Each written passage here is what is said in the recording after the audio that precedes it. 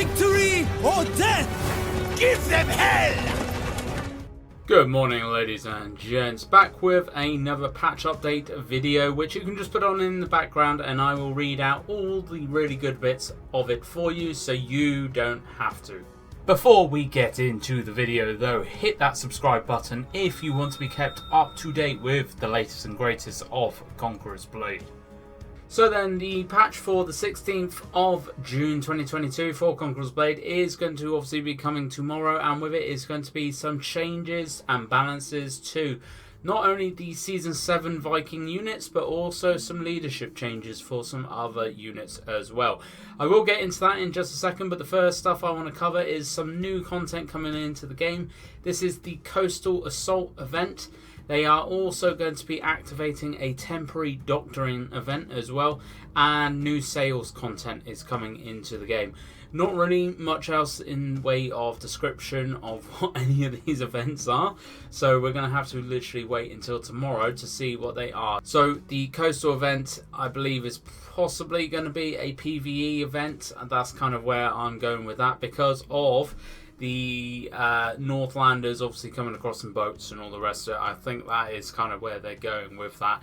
Temporary doctrine event, not a clue whatsoever, like genuinely not a clue. We're going to have to just see what that is tomorrow. And then obviously new sales stuff as well. While I am on the topic of sales, 3 brand new content creator packs have just launched as well, which I will leave a link down in the description box below for you. Obviously these come in 3 different flavors, 3 different prices, all with 3 different loads of stuff inside them, which you can now pick up. To actually purchase one of these though, you do need to use a content creator code, so if you could use mine, which is coffee fueled, I would love you forever and ever. Like I said, link down in the description box below for you.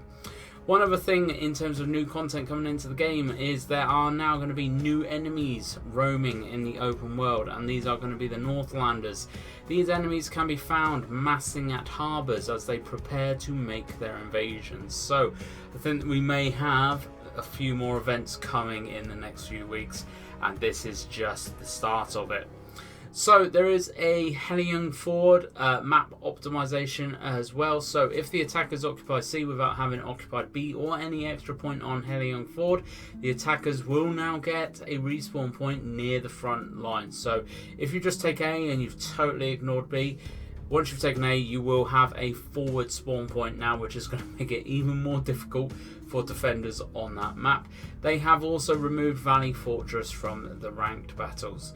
Going into the miscellaneous changes, I'm not going to read all of this because there are quite a lot, and a lot of it is for very lower level kind of players, but a couple of changes in terms of the events, like the Fortune Bounty and things like that, in terms of what level you need to be to actually participate in them. Event sign-ins, exchanges and drops will now become available at level 15, which I think is a little bit less than what it was before. Donation and fame menus will now become available at level 35. To be honest, you can easily get to level 50 within 2-3 hours of gameplay, so this isn't going to affect a lot of people. They've improved the visuals of some menus and some text. They have removed the remove button from the warband builds, pre-deployment and open world units. You can now simply right click a unit to remove it. They have added a prompt that a thief cannot be upgraded for thieves in safe zones. Improve the prompt when obtaining a golden key or silver key. You will now no longer have to click OK to close the prompt. That's a real freaking annoying thing because it seems to prompt seems to come up every time you get one of these keys, so it's really annoying. There's a few other changes as well. So they've improved the display logic for artillery during pre-deployment and for supply points. They've also changed a couple of the quests. So they've replaced the requisition order reward from the no quarter quest with a random limited time doctrine. They've also added a thing in where when we press control to send one of our units up the ladder to a supply point, all that kind of stuff, all you have to do to cancel that now is just press control again, which is a lot better. Tutorials have been improved slightly again as well. They've improved the visuals of the Medusa's acolyte attire, and there are a few more improvements of kind of attires and music and everything like that as well. Like I said, I will leave a link down in the description box below for you for all these patch notes. So if you do want to actually go and read every single change, then that is where it is. I am just covering all the really main ones. So the rune optimizations, there have been a few updates to the text for the helmet runes, the Bifrost, the Bilsganir, Bravlanir and the Roar of the North, so it's actually going to make them more accurate in terms of what they are actually doing. The Prefetcher Pikeman and Black Dragon Pikeman Assault and Push of Pike skills have been merged into a single skill called Pike Assault.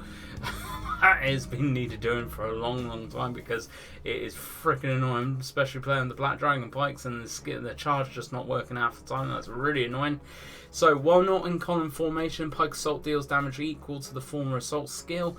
While in a fully formed column formation, Pike Assault damage is greatly increased and deals damage equal to the former Pusher Pike skill as well. So these skills have been combined a little bit and they're going to be doing a buttload more damage, which is really cool to see.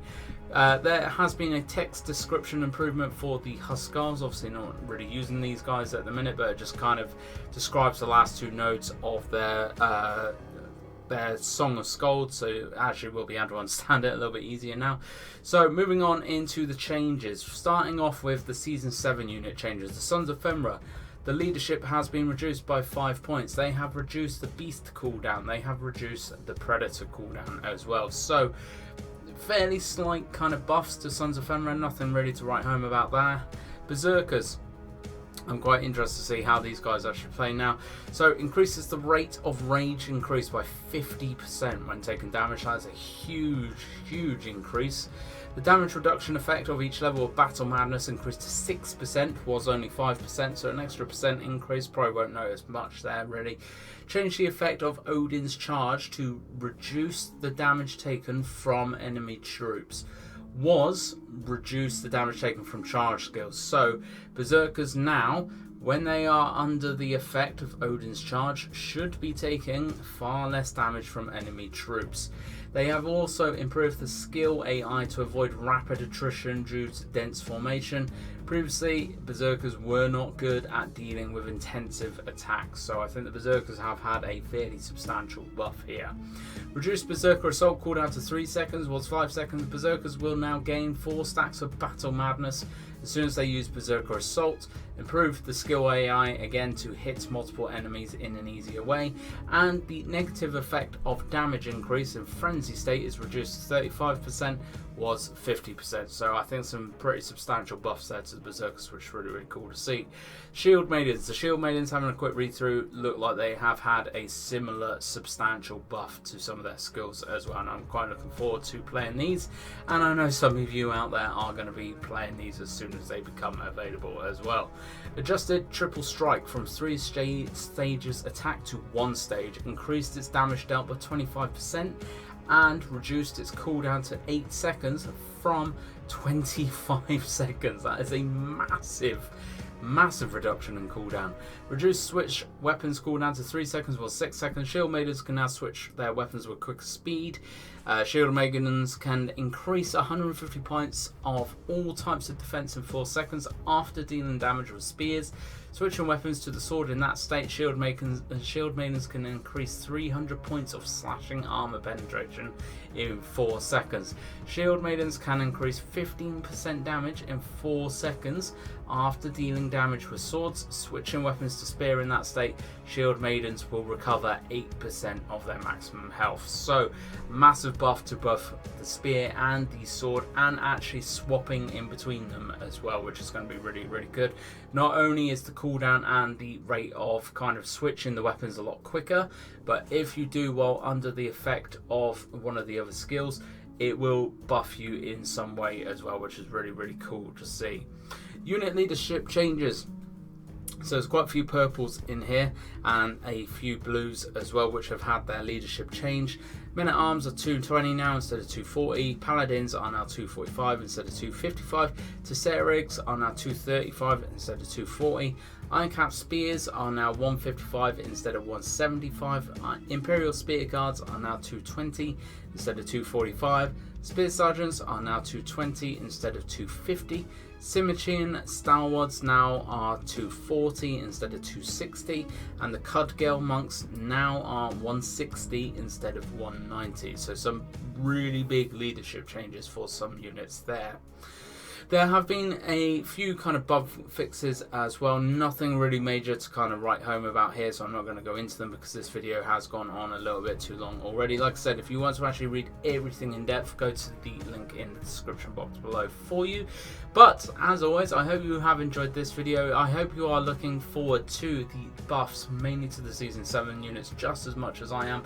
I am really psyched to play the Berserkers and the Shield Maidens again. I think their buffs are really going to bring them back in the meta, and I'm really looking forward to playing my Shield Maidens in TW when that tier 5 unlocks in a few weeks. Thank you very much for watching though, folks. Leave me all your thoughts and comments down below as always, and I will always get back to you. Hit that like button, hit that sub button, and I hope to catch you out on the battlefield.